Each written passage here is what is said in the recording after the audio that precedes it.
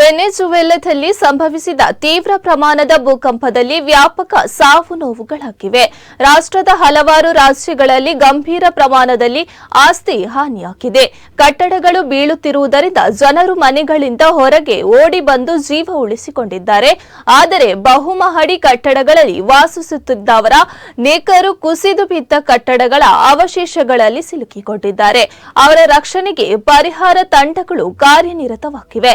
ಭೂಕಂಪದಿಂದ ಭಾರಿ ಹಾನಿಯಾಗಿದೆ ಎಂಬುದನ್ನು ಹಂಗಾಮಿ ಅಧ್ಯಕ್ಷೆ ಡೆಲ್ಸಿ ರಾಡ್ರಿಗಸ್ ದೃಢೀಕರಿಸಿದ್ದಾರೆ.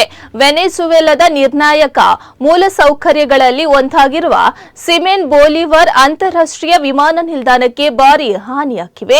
ವಿಮಾನ ನಿಲ್ದಾಣವನ್ನು ಮುಚ್ಚಲಾಗಿದೆ, ಶಾಲೆಗಳಿಗೆ ರಜೆ ಸಾರಲಾಗಿದೆ. ಇಷ್ಟೊಂದು ಪ್ರಬಲ ಭೂಕಂಪ ಸಂಭವಿಸಿರುವುದು ಶತಮಾನದಲ್ಲಿಯೇ ಇದೇ ಮೊದಲು. ಭೂಕಂಪದ ಪರಿಣಾಮ ಮೊಬೈಲ್ ಫೋನ್ ವ್ಯವಸ್ಥೆಯು ಅಸ್ತವ್ಯಸ್ತಗೊಂಡಿದೆ.